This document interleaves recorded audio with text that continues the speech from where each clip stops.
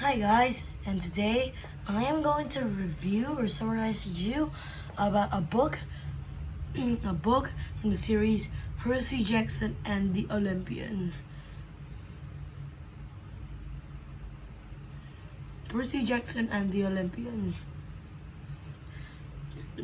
This is book 2, though I don't have all of these, but today I'm gonna talk to you about book 2 called The Sea of Monsters. The Sea of Monsters. Percy Jackson is a 13-year-old boy living in Manhattan with his mother Sally. Well, he's 7th grade like any normal teenager. His life is a little different. Percy found out that he was the son of Poseidon, a Greek god of the sea. In this universe, the Greek gods still exist. The book comes over with Percy Jackson having a nightmare about Grover, his friend, who's also his best friend, who was a satyr in a Greek myth. In the dream, Grover appears to be running away from an unknown monster. And Percy finds out things are not right at the Camp Half-Blood either. Percy heads his last day of school, introduced by a new character with the name of Tyson, who Percy feels protecting from bullies. At last, the biggest bully, Maslow.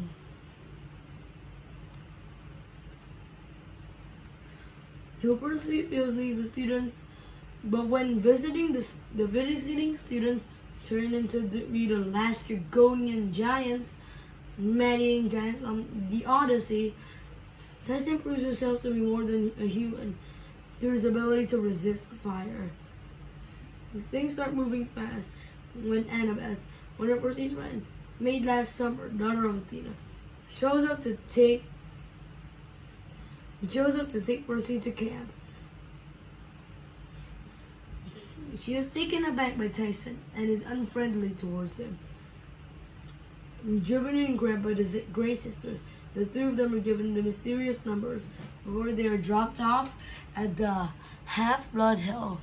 Mysteriously, the campers led by Clarice are in the middle of battle. It should be impossible due to the magic of Thalia's tree, but they quickly find out that the tree was poisoned.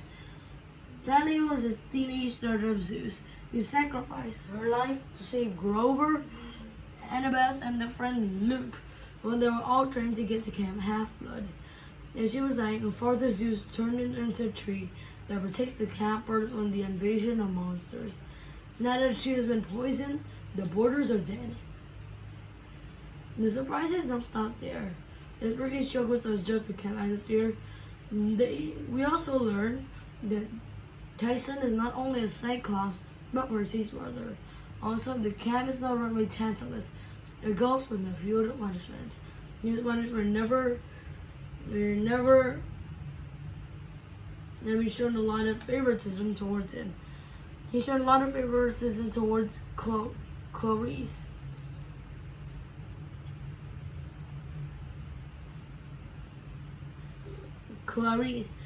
And a strong bias against Percy and Annabeth.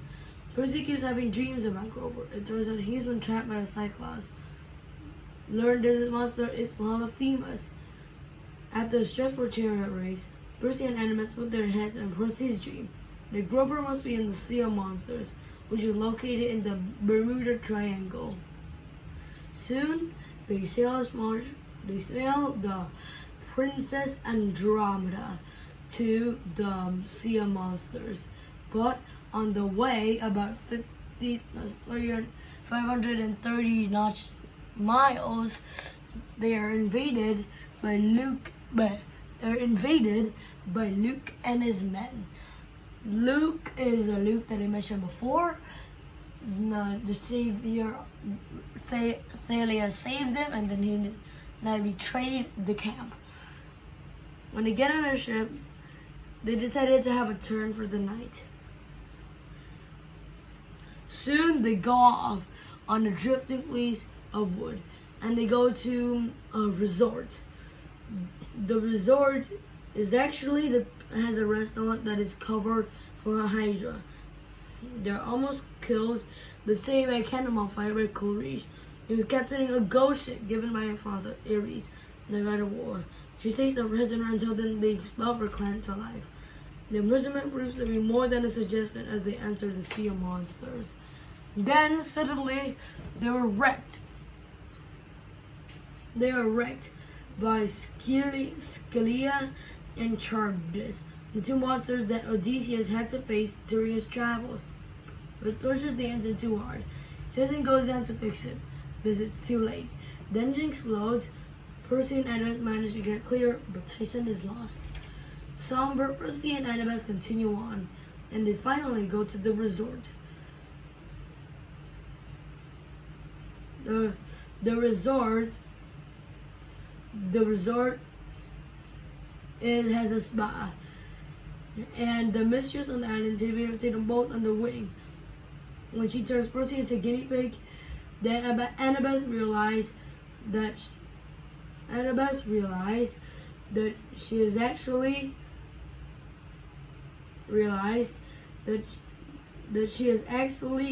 Circe.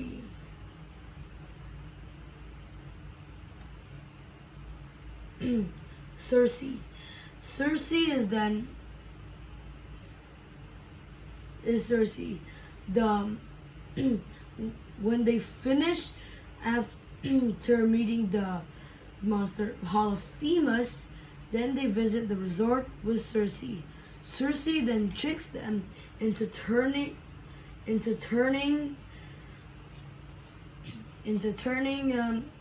Percy into a guinea pig. And as Annabeth finds out, Annabeth drops a lemon chewable into her mouth, which is given to Percy by Hermes, and then drops the other chewables into the box for Blackbeard, his crew, and Percy to eat. Then they go to the island of Polyphemus, and they see the fleece immediately. It is guarded by man-eating sheep. They discover Clarice has been beating them there. Clarice is reckless and ends up getting both herself and Grover captured. When she reveals that Grover is a satyr. Grover, taking advantage of Seamus' damaged eyesight, had been pretending to be a female. Cyclops, the stall getting needed.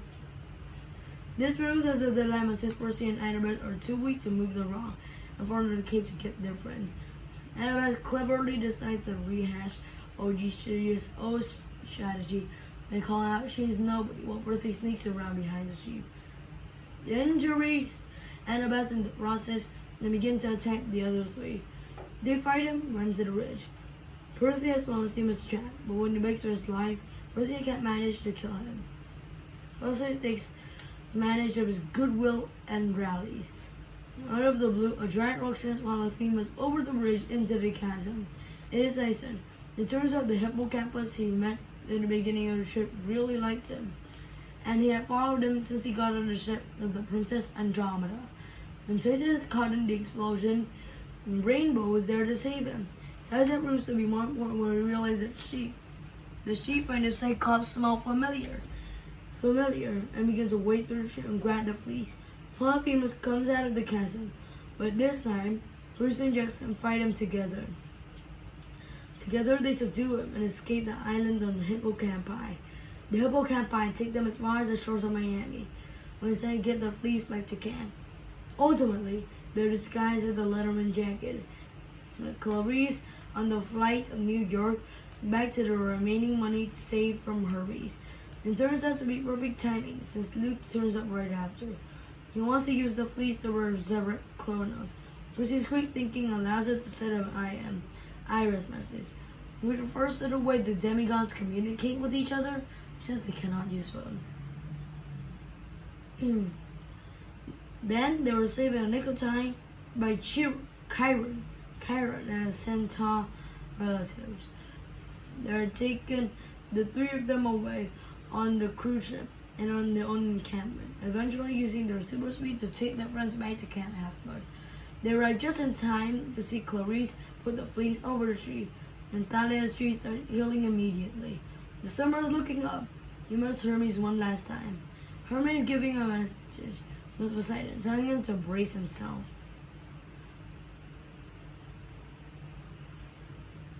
A couple later, Percy wakes up from his restless sleep to find Grover banging on the door. It turns out the fleece worked too well, and it brought Thalia back, giving Kronos another person he can use to fulfill the prophecy.